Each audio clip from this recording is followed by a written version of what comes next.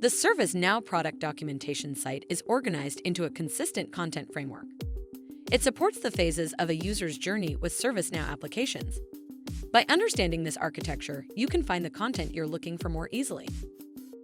Let's look at these phases: pre-sales, adoption, and everyday use. The first is pre-sales, when an organization is evaluating an application. This corresponds to the Exploring Content Framework section. What is this application for, and what can I accomplish with it? The second phase is adoption, when a user's organization enables the application and sets it up for use. This aligns with the Configuring section. How do I implement the application to meet my organization's goals? In the third phase, everyday use, a user starts working in the application. The Using and Reference sections are geared to this phase. In the Using sections, a user will find procedures for what they need to accomplish. There's a Using section for each high-level user goal, so the title and number of Using sections will vary. How do I complete this task? The Reference section provides information that users occasionally need to find. Where do I find information I need to look up periodically? Now let's see how these sections are organized in the documentation. You'll find them on an application's landing page. For example, this landing page includes links to the standard sections: Exploring, Configuring, and Reference.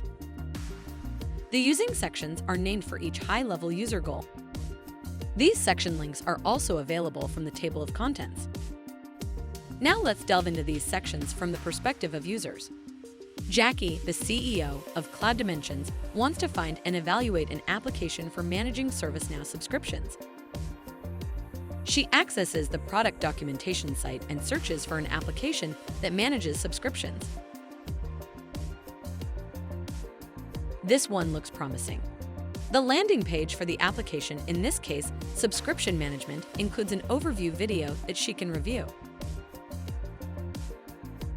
The Exploring section provides an additional overview of the application, its workflow with user roles, a list of benefits, and links to detailed information. After exploring the application, Jackie sees that the application is already available in the base system, so she notifies Paul, the ServiceNow administrator, that he needs to configure it. From the landing page, Paul navigates to the Configuring section, which displays a list of procedures for configuring the application. When Paul finishes the configuration, he notifies Ricky, the Subscription Management Administrator, that the application is ready to use. Ricky sees the 3 sections that he'll need to review to start using the application.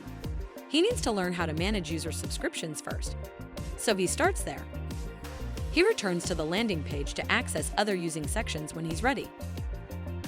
In addition to everyday use, Ricky may need to administer the application occasionally. He can access the Reference section to quickly find answers to questions that commonly come up, including information on domain separation, properties, and table. We've seen how you can use the Content Framework architecture to help you find the content you need based on your role and where you are in your customer journey. To learn more, see our product documentation or knowledge base, or ask a question in the ServiceNow community.